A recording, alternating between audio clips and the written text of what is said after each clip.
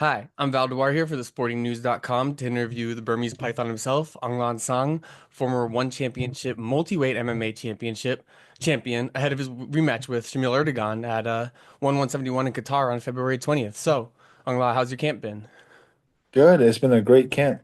I've got a great group of guys getting me ready for this fight. Um, and we're ready, man. It's gonna be a banger next in 2 weeks. And you're still at Killcliff, right? Yep, yep, Okay. yep. So, yeah, I mean, the obvious question is how do you go about beating a man who recently defeated you? Like, what can you change this time around? I mean, obviously, with the wrestling being his primary Yeah. offense. Well, I don't want to dwell too much into the game plan, but I need to be a little bit more dynamic, and I need to start a little bit faster. Can't let him just ride me. He's a very high level wrestler, and he's gonna look to ride me and get me tired. So we've game plan against that. And I mean, have you changed anything about who you're working with? Like, have you brought in any wrestling coaches, or is it just, more drilling, just getting your nose to the grindstone Yeah, and working hard?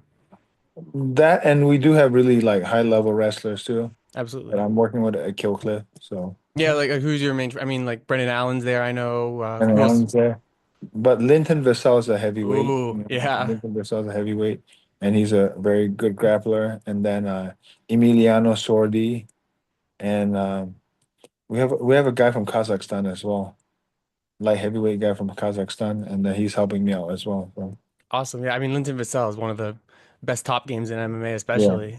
Um, all right, so are you excited that this is a change of scenery? You fought in Southeast Asia for a while, of course, that's where one is headquartered, where you're from originally. And then the last two fights have been in Colorado, but this time in the Middle East, Qatar. Are you excited to travel to Qatar? And is there Yeah. anything you want to do there tourist wise, or are you the type of guy who just stays in the hotel and focuses on the fight week ahead? I've done it both ways, but this one's just gonna be at the hotel. We're gonna come in a little bit later, Yeah. um, just in and out. Yeah. Okay. Yeah, I mean, do you miss fighting in like Singapore and Bangkok, or do you No, prefer Qatar is changing it great. up? Whenever I travel to Singapore or Asia, like the midway point is Qatar. So I've Mm, been to Qatar many times, okay. and I love the lamb shank. Oh yeah, That's they got like good food. yeah, they got good food. So, but I'll eat after my Yeah, I fight. was, I was gonna say probably. Yeah, can't load up before the fight. Um, I mean, but like, what's the di difference in fan reaction? I mean, obviously in Denver, but also in Qatar. What's the difference in fan reaction? Because I mean, you have so many loyal fans in Southeast Asia, especially obviously Yeah, in your native yeah. Myanmar. I'm not sure. I'm not sure how many fans there'll be, but I know if there are Burmese people in Qatar, which I believe there are, they'll show up and watch me. So I'm Okay. excited for that. Yeah, awesome. I mean, I was in Denver. You got a really good reception there. So, Yeah, yeah, for sure. yeah, I mean, so I just want to ask, how do you feel? Like, how's your body feel? You're 39. You're getting older in this game. I mean, heavier weight class fighters obviously can go longer than like Yeah, yeah, for 125 sure. pounders, but just how are you feeling? How much longer do you want to fight? Yeah, we'll see. Right now, I feel good. Yeah. Right now, I'm still, training with the younger guys, the 20-year-old guys, the 30-year-old guys. So Yeah. Yeah. I mean, I don't want to put too much emphasis on the retirement because you're still fighting, and I'm obviously excited to see you fight, but a lot of fighters feel like they have to fight. Do you feel like fighting is like so in part of you that you feel no, like, no, not at all, not at all. I'm like there's so much life after fighting too. This is just like a small section of our life. But when we do it, we have to do it right. We have to do it good. yeah, If I'm not getting better, if I'm not getting like I know my last bout was not the best. But I still have some fighting to prove, and I still have a lot of fight left in me. So but fighting is not everything. I yeah. got I got a beautiful family, and my son and my nephew, and these guys are training already. Guys that I'm going to be investing my time, my energy, and my soul into them too. So it's this fighting is just a small segment of our life, and I'm just happy to be able to do it, and I'm able to like inspire other people. Yeah, it's awesome. I mean, so you plan on coaching a bit after, like, or I Yeah, mean, for you're already sure. starting even, it sounds Yeah, like. for sure, for sure. At Kill Club, I'm already helping out with the guys Yeah. to I mean, be you're able to work with the new generation this next generation is gonna be a different level, you know. Yeah.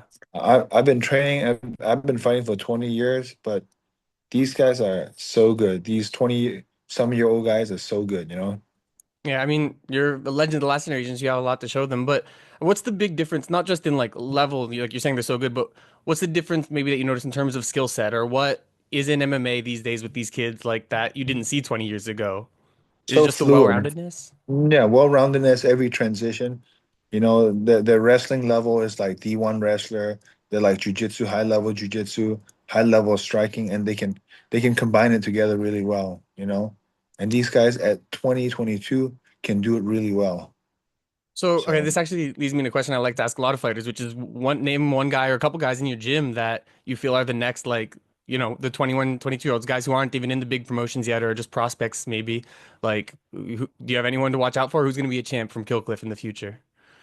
uh there's a kid called Nikita Abdulaziz. There is like Ansa, a lot of these younger guys, you know, Hmm. they're gonna be killers. They're gonna be killers. I'm telling you Yeah. this. In 2, 3 years, you guys will hear about these guys from Kill Clip and just hardworking and shows up every day, and they have a full skill set and they're physically very strong too and very determined. Just great, you know, group of kids. Okay, I'm excited to see it, especially from one of the best gyms in the sport. Yeah. Yeah, and you talked about life outside of fighting, and you have a beautiful family, like you said, but what hobbies do you like to do? What do you do to just relax when you're not training or fighting? Fighting is my hobby, man. Yeah. You said fighting's not everything, but it's a lot of Uh-huh. things. I know, but like just hanging out with the kids, you know, Yeah. cooking, grilling, yeah, cooking for my family. Just I don't do much outside, you Yeah. know. Just Read the a Bible. family man, American dad. Yeah, yeah. I, I would just want to get your prediction for the fight and yeah, how it's gonna go different this time. When do you think you get it done? You looking think for a knockout, or you think it's gonna go all the way? I mean, tough I fighter. don't know. I don't know, but I'm gonna come out for war, and I'm gonna be a lot more dynamic this fight, a lot more urgent, and and I'm gonna try to do everything in my power to put him out. All right, well, you guys heard it here.